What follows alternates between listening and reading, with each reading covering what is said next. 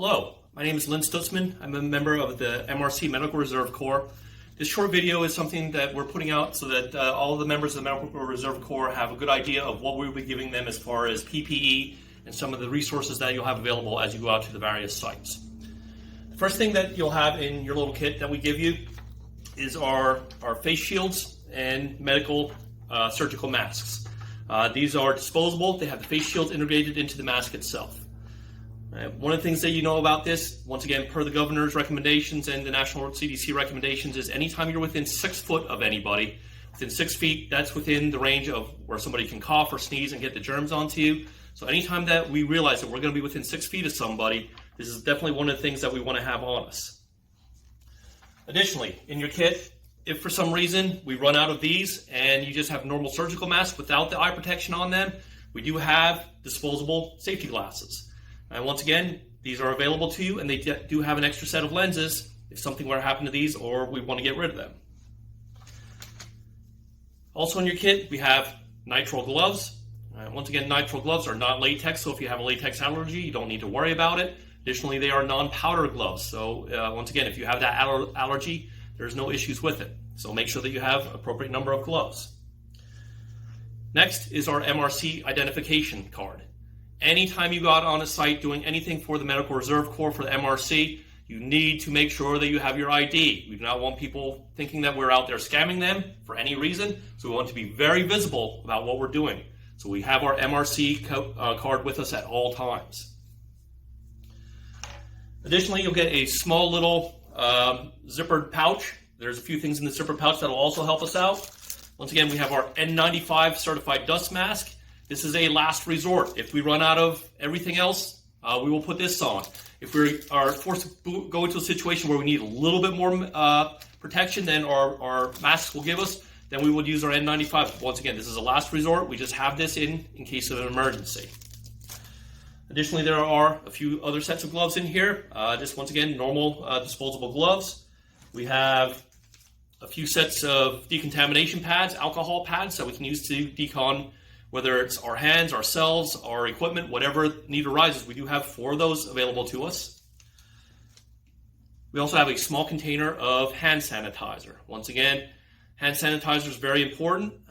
We want to make sure that anything that you use has the sanitization properties that we want to put out there. And once again, MRC has provided this to you, but once again, it's only a small container. So use it appropriately and effectively.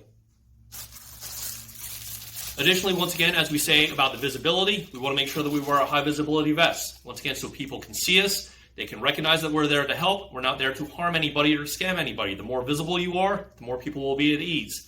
So we will have our high visibility vests on at all times, once again, along with our MRC identification card. Last but not least, we have our psychological first aid handbook here. Once again, most of us have probably been through a first aid course at some point. We're not doing the physical first aid per se here, but we're doing more psychological first aid. So we have a small guide here to help you out, having people deal with things like stress and anxiety and who do I call and things along those lines. So once again, small resource for you that you can certainly use at any point during our site visits or whatever you will be doing. So that's a quick summary of the equipment that you're going to be issued through the MRC. We're going to take a short break now, and when we come back, we'll start talking about how to appropriately don and doff our equipment. Welcome back. We left off, we talked about the different personal protective equipment that's issued to you by the Medical Reserve Corps. Now we're going to talk about how to properly don the equipment that we just talked about. So the first thing that we need to talk about, as you can see, I'm wearing my Medical Reserve Corps high visibility vest. This does a few things. This, number one, is high visibility, so it protects us in traffic if we're doing stuff at nighttime with reflective strips on it. Also makes us highly visible to anybody who would see us, along with the Medical Reserve Corps symbol that's on there to let people know who we are and what we're doing. Additionally, you'll notice that I have my ID on. Once again, we are trying to make ourselves as visible as possible and put people at ease as much as possible as we're doing our wellness checks or whatever else we're asked to do through the Medical Reserve Corps. So the other 2 things I'm going to show you how to put on today, as far as the equipment that you've been issued at this point, is our surgical mask and our gloves. All right, so the first thing we have is our surgical mask with the shield. Once again, you've been issued about a dozen of these. If at some point these are gone and you can't use them anymore, we do have the goggles I talked about earlier if we have to wear them with just a normal surgical mask. As far as the application of surgical mask, it's pretty universal. As far as the one that you've been issued here, you'll notice that there is a blue side to it and a white side to it. All right, what you need to know is the blue side faces away from your face. We want to put the white side towards our face. So as we put this on, all right, we're going to put it on our face. Then we're going to tie our tap strap.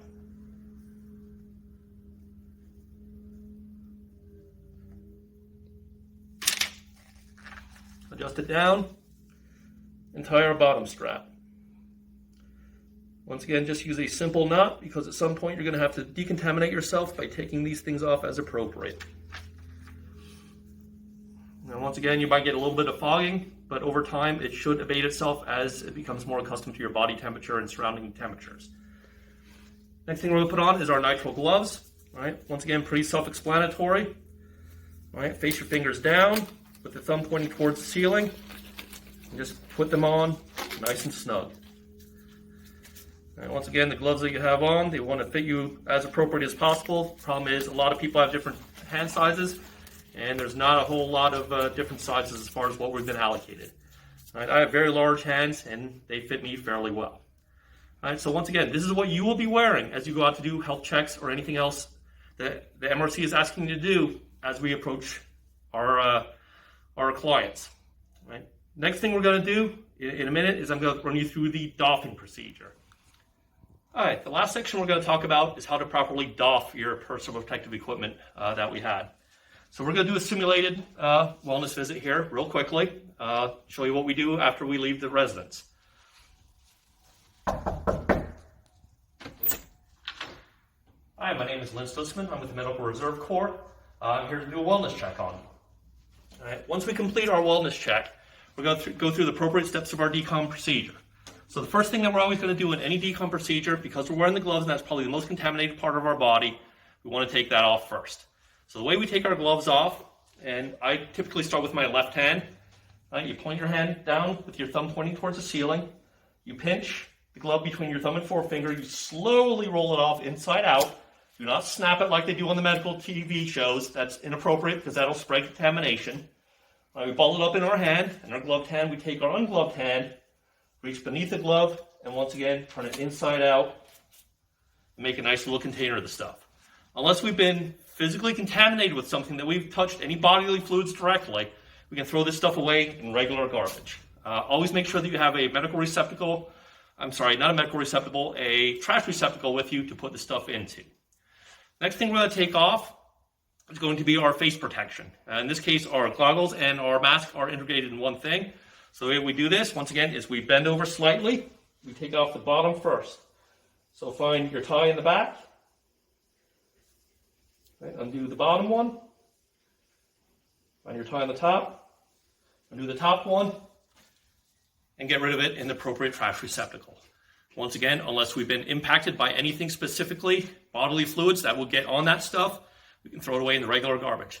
The very last thing that you want to make sure that you do is have your hand sanitizer with you, put some in your hands, and wash top, bottom, in between your fingers, fingernails, as much as you can for up to 20 seconds. Allow it to dry on its own. All right, thank you for your interest in the Medical Reserve Corps.